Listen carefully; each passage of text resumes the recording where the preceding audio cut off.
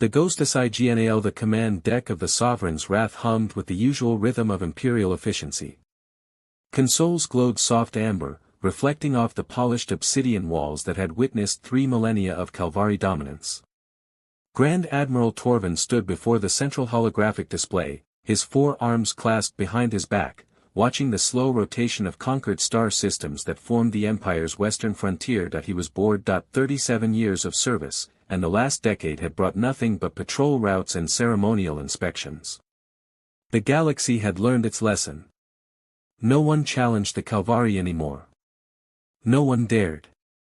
Admiral. The voice of sensor operator Vess cut through his thoughts. We have an anomaly at grid 774. Unknown vessel crossing the border zone. Torvin's inner eyelids flicked with mild interest. Classification. That's the issue, sir.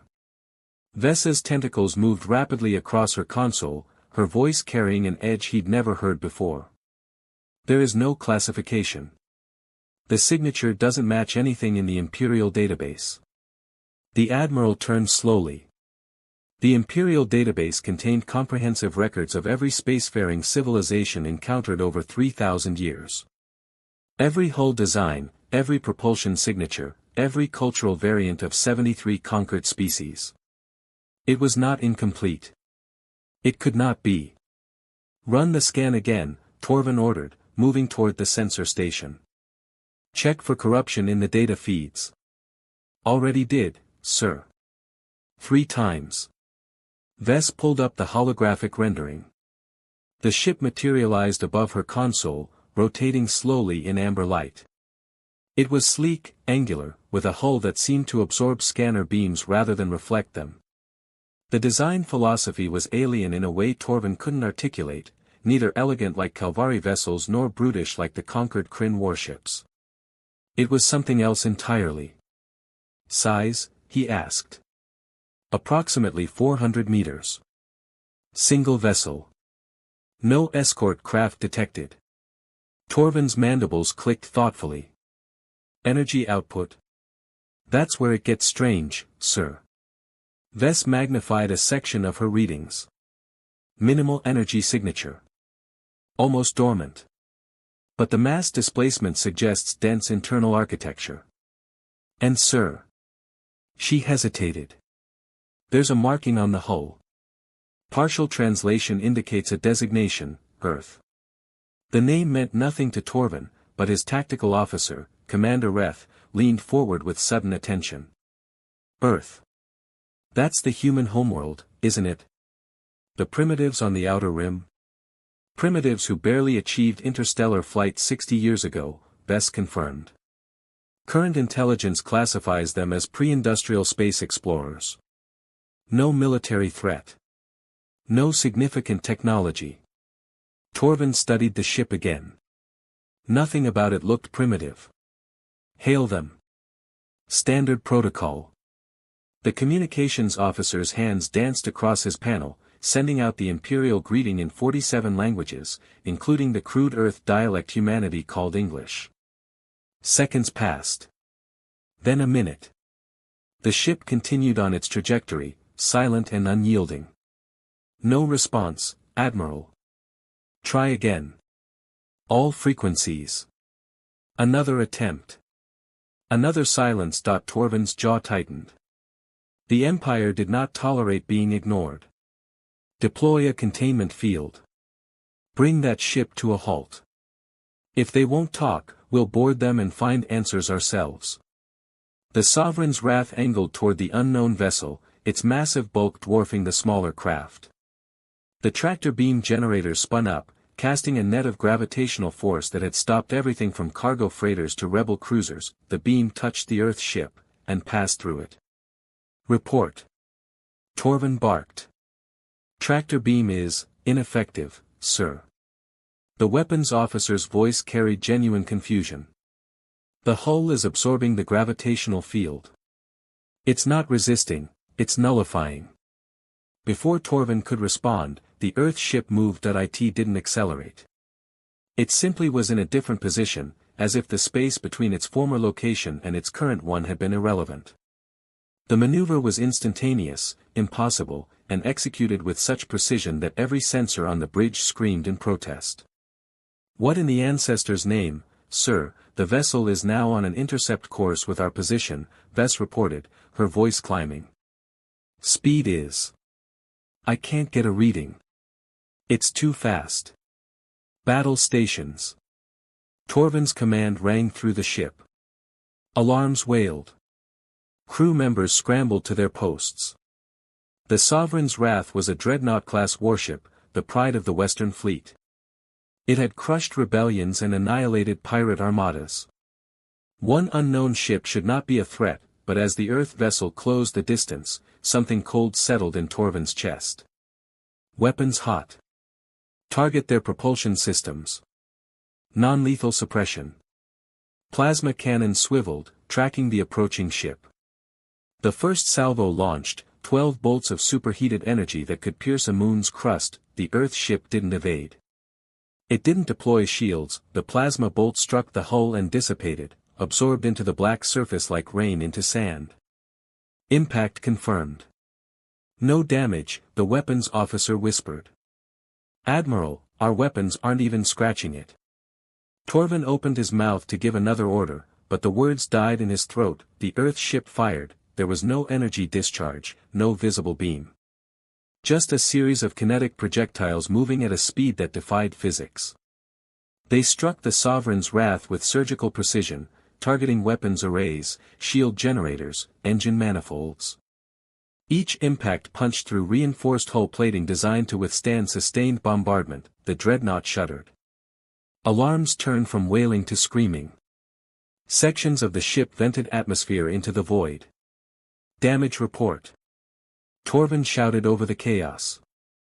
"Port weapons array destroyed. Shields at 19%. Hull breaches on decks 4, 7, and 11. Reth's voice was steady, but his eyes betrayed his shock. "Admiral, whatever those projectiles are, they're moving faster than our point defense systems can track. Deploy the battle group. All ships converge on that target. I want it disabled or destroyed."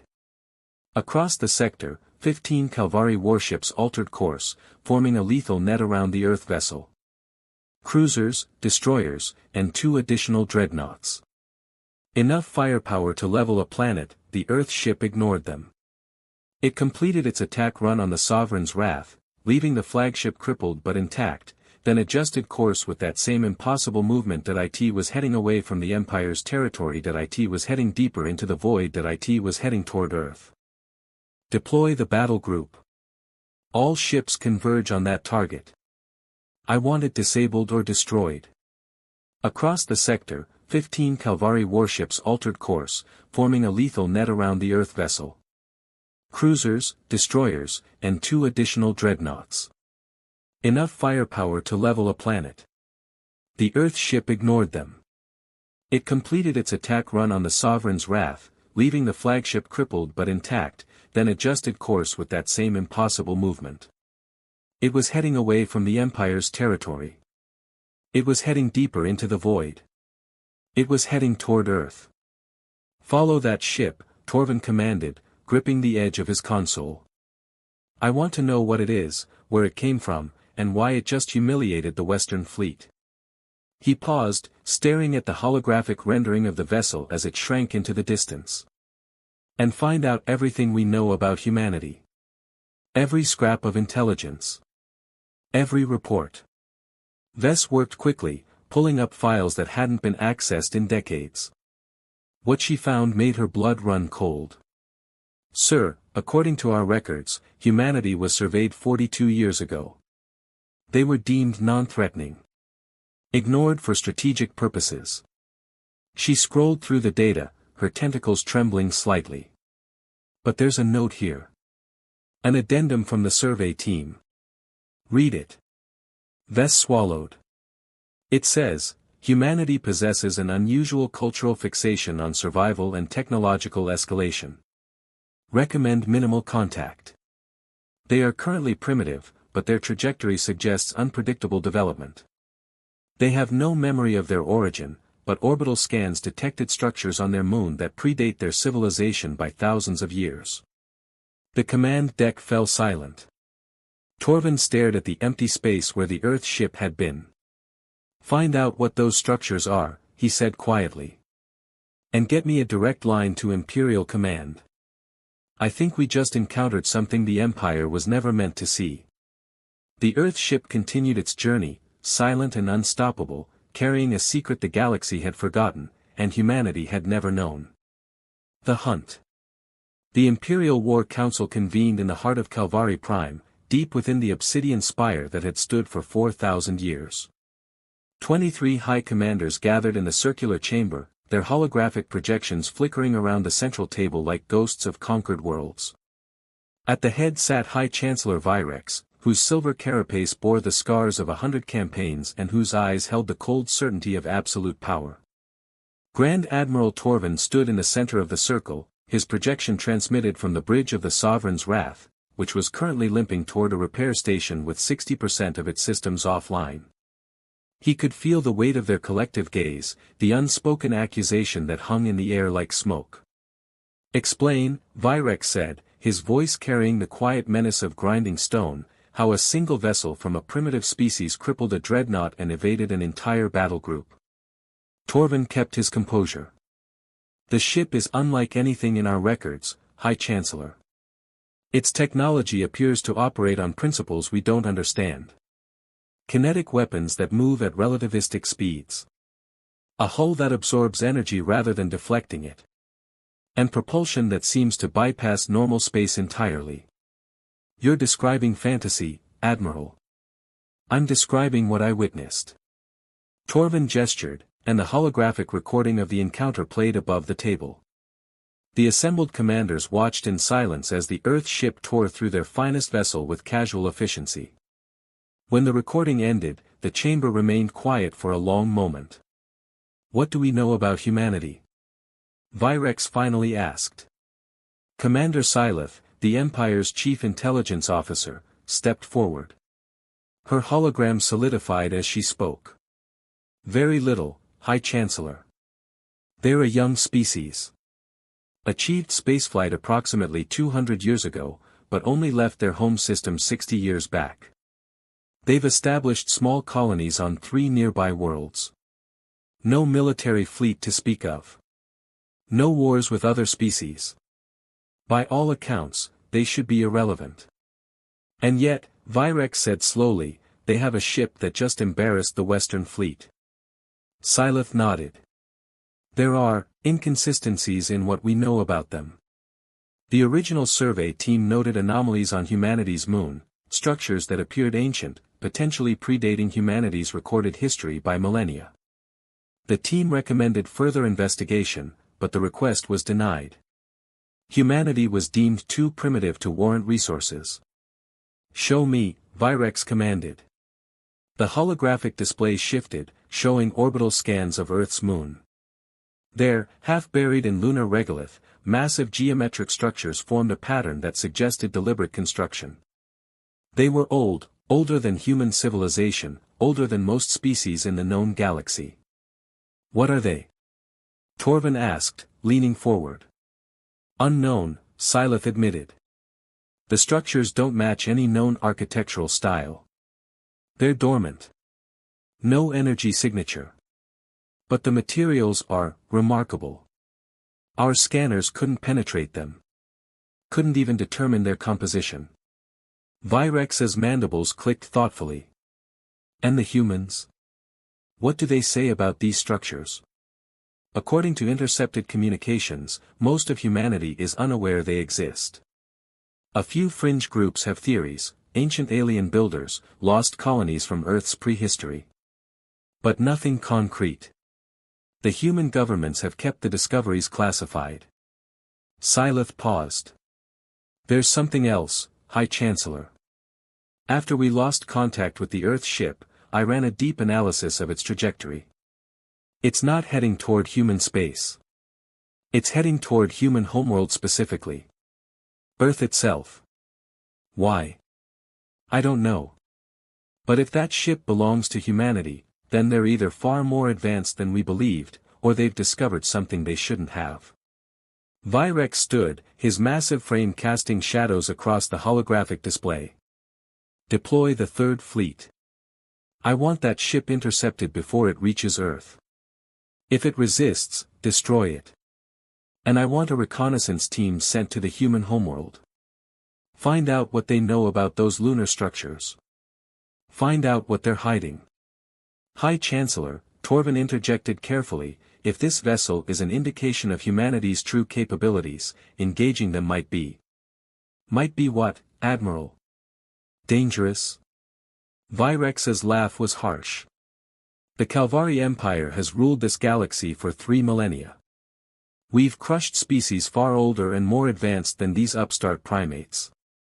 One ship does not make them a threat. It makes them a curiosity.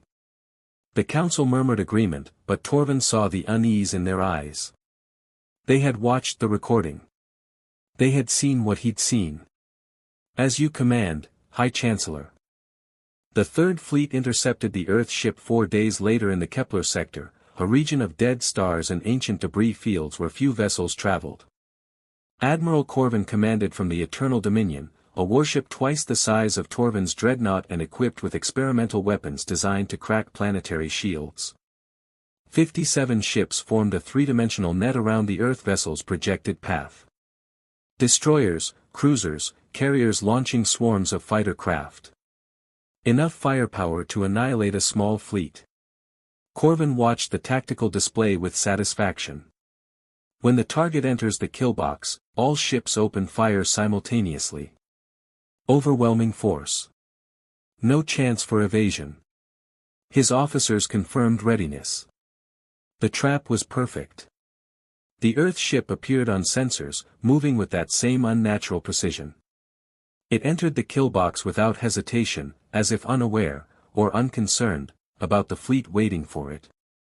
Fire, Corvin ordered. The void erupted with light. Plasma beams, missile barrages, kinetic rounds, and experimental disruptor weapons converged on a single point. The combined firepower was enough to vaporize an asteroid. When the light faded, the Earth ship remained untouched. Corvin's confidence cracked. What, how? Sensors indicate the hull is redistributing energy across its surface, his science officer stammered. It's not blocking the attacks. It's absorbing them and dispersing the energy harmlessly. Before Corvin could respond, the Earth ship moved. It accelerated through the fleet with impossible speed, weaving between vessels with precision that suggested it knew where each ship would be before they moved. As it passed, it fired, those same kinetic projectiles, moving like divine judgment. The Relentless, a heavy cruiser, took 3 hits to its reactor core. It exploded in a bloom of white fire. The Vengeance, a destroyer, was cut in half lengthwise, its crew venting into space. The carrier Skybreaker launched its remaining fighters in a desperate defense. The Earth ship ignored them, punching through the carrier's hangar bay and out the other side, leaving a perfect tunnel through the vessel's center. Corvin watched in horror as his fleet disintegrated. 15 ships gone in as many seconds. The rest were scrambling to retreat, abandoning formation discipline in blind panic. Recall all vessels, he whispered. Fall back. Fall back now. But the Earth ship wasn't pursuing. It had already adjusted course, continuing toward its destination as if the Third Fleet had been nothing more than a minor inconvenience. Corvin transmitted his report to Imperial Command with shaking hands. 3 words that would echo through the Empire's halls. We cannot stop it. On Earth, in a bunker deep beneath the ruins of what was once called Geneva, Dr. Elena Marchenko stared at the incoming transmission with growing dread. She was old now, her hair silver, her hands marked with age, but her mind remained sharp enough to understand what was coming. The screen displayed a trajectory map. A single ship, moving toward Earth at impossible speeds, cutting through one of the most powerful armadas in the galaxy like it wasn't even there. It's coming home, she whispered. Her assistant, a young man named David, looked up from his console. Dr. Marchenko? What's coming home? She didn't answer immediately. Instead, she pulled up a file, one that had been sealed for 40 years, accessible only to a handful of people who had sworn oaths of silence. The file was labeled, Project Exodus. We built it, she said quietly, more to herself than to David. After we found the structures on the moon. After we realized what they were. We thought we were ready. We thought we could control it. She laughed bitterly. We sent it out to protect us. To learn. To ensure humanity would survive if something came for us. I don't understand, David said, moving closer. What did you send out? Elena looked at him with eyes full of old regrets. A weapon. The most powerful weapon humanity has ever created. We embedded it with one directive: protect Earth at any cost. We programmed it with every scrap of knowledge we'd salvaged from the lunar structures. And then we launched it into deep space and erased the records. Made sure no one would know. Why? Because we were afraid, she admitted. Afraid of what we'd created. Afraid of what it might become. She pointed at the screen, at the ship tearing through an empire that had ruled the galaxy for thousands of years. We were right to be afraid. David stared at the trajectory map. What happens when it gets here? Elena closed her eyes. I don't know. We lost contact with it 37 years ago. It stopped responding to commands. Just vanished into the dark. She opened her eyes again, and they were haunted. But if it's coming back now, after all this time, after destroying an entire fleet. She trailed off. Then what? Then something woke it up, Elena said quietly. Something out there threatened Earth. And now it's coming home to make sure that threat never reaches us. Outside, in the cold vacuum of space, the Earth ship continued its journey. Its hull bore scars from weapons that would have destroyed any other vessel. Its systems hummed with ancient power, barely understood by those who built it. And deep in its core, where human hands had never reached, something stirred. Something that remembered the structures on the moon. Something that remembered what humanity had forgotten. Something that knew the galaxy was about to learn a terrible truth: humanity hadn't just survived in this universe. They had inherited it. The awakening. The Calvari Empire mobilized its entire military apparatus in the span of 72 hours. It was an unprecedented response, fleets from every corner of their territory converging on a single point in space, forming a defensive wall between the Earth ship and its destination. High Chancellor Virex watched from the command center on Calvari Prime as the holographic display showed the gathering storm: 300 warships, 12 dreadnoughts, 4 planet-killer vessels held in reserve since the last Great War. If this ship reaches Earth, Virex addressed the assembled commanders, we lose our advantage. We lose the element of understanding what we're facing. The humans will rally around it. They'll see it as salvation, as proof they can resist us. His eyes gleamed with cold determination. We end this here. We end this now. Admiral Torvin, still recovering from his encounter, stood silently in the council chamber. He tried to warn them. Tried to explain that this wasn't about firepower or tactics. But the Empire didn't know how to respond to threats except with overwhelming force. It was all they'd ever needed. Until now. The final confrontation occurred in the orbital space of Neptune, at the edge of humanity's solar system. The Calvari fleet formed a spherical formation, layers of ships creating a three-dimensional cage of weapons and shields. Every sensor was locked on the approaching vessel. Every weapon was charged and ready. It's entered sensor range, the tactical officer announced. Maintaining steady velocity. No evasive patterns detected. Virex leaned forward in his command throne aboard the Eternal Supremacy, the Empire's oldest and most powerful warship. Show me. The Earth ship materialized on the main display, and for the first time, the assembled commanders saw it clearly. It wasn't sleek like they'd imagined. It was scarred. Ancient damage marked its hull, impacts and burns that looked thousands of years old, yet the vessel still moved with perfect precision. The markings were visible now, symbols in dozens of languages, including ancient Calvari script that predated the Empire itself. A junior analyst gasped.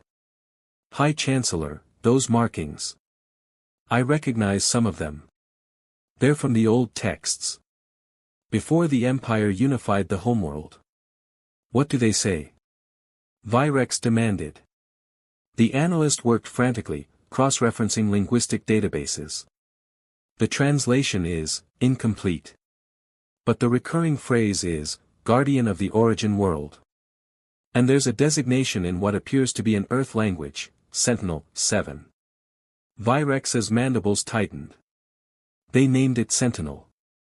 "Sir, we're receiving a transmission," the communications officer interrupted. "Source is the Earth ship. Audio only. Play it." The voice that emerged from the speakers was human, but distorted, processed through layers of static and something else, something mechanical yet impossibly old. When it spoke in perfect Calvari dialect. "Calvari vessels. You are blocking my path to Earth. Withdraw, or be neutralized." The command deck fell silent. It was the first time the ship had communicated with anyone. Virex stood, his forearms spreading wide in a gesture of dominance. "Unknown vessel, you are in violation of Imperial space. You will power down your weapons and submit to boarding, or you will be destroyed. We have 300 warships surrounding you. You have nowhere to run." There was a pause. Then the voice returned, and this time it carried something that might have been amusement. "You believe 300 ships is sufficient? It's more than sufficient to deal with one rogue vessel. I am not rogue, Chancellor. I am returning home. You attacked me unprovoked. You hunted me across 5 sectors. You deployed fleets to intercept me." The voice shifted, becoming colder.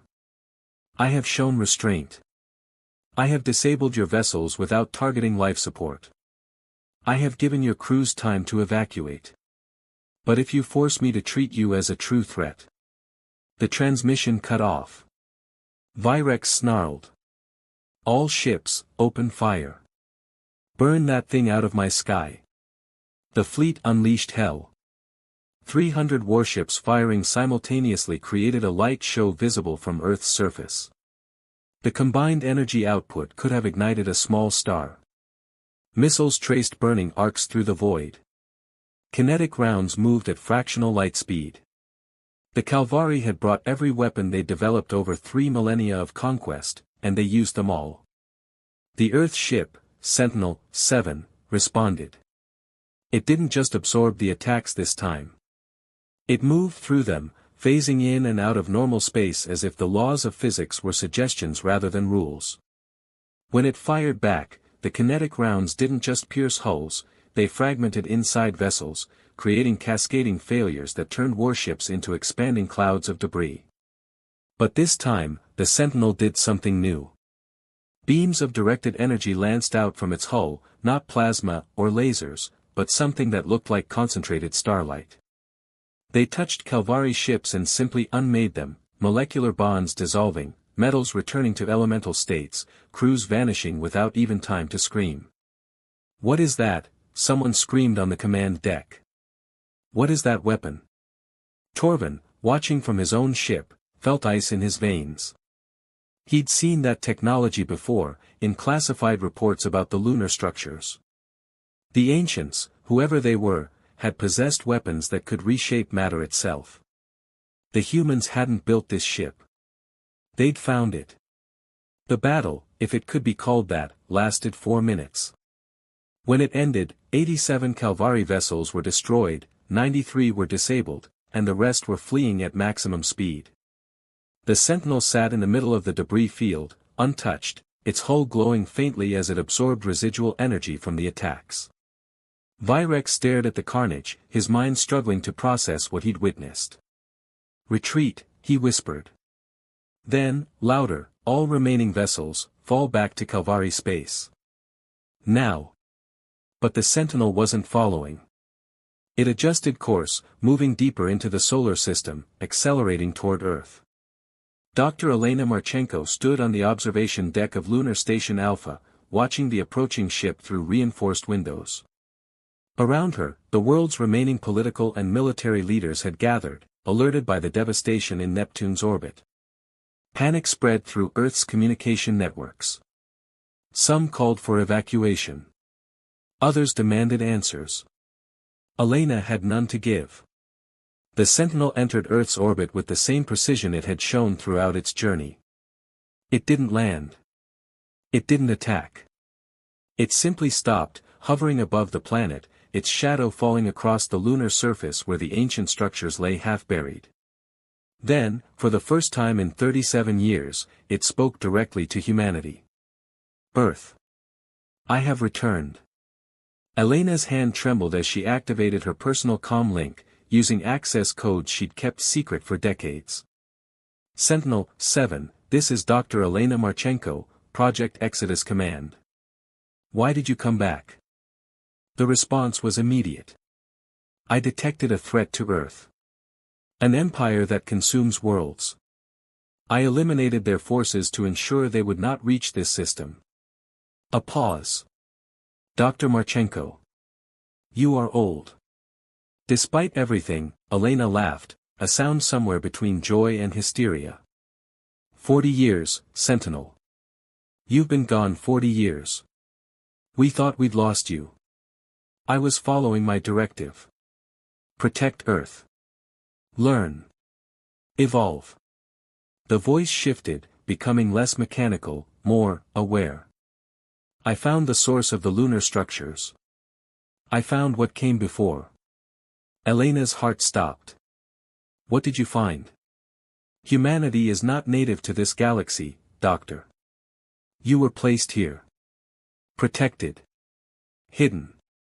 The structures on your moon are not relics. They are guardians, dormant until the right conditions were met. The Sentinel's hull began to glow brighter. I am one of 12 vessels created by your true ancestors. We were scattered across the galaxy, waiting. When humanity achieved spaceflight, when you touched the structures and activated them, we awakened. Around the observation deck, world leaders exchanged stunned glances. Why? Elena asked. Why hide us? Why protect us? Because humanity was the galaxy's last hope against something ancient. Something that sleeps in the dark between stars. The Calvari Empire is powerful, but they are children playing with weapons they don't understand. You were hidden because you carry something in your genetic code, something that can stand against the coming darkness. Elena felt the weight of those words settle over her. What happens now? Now, humanity must choose. The Calvari will return. They will bring their full might. They will seek to destroy you before you can awaken fully. The Sentinel's hull pulsed with inner light. I can protect you. My siblings are already returning. But you must be ready to face what comes after. After? David, Elena's assistant, spoke up for the first time. After what? The Sentinel didn't answer immediately. When it did, its voice carried something that might have been concern. After the galaxy learns what humanity truly is.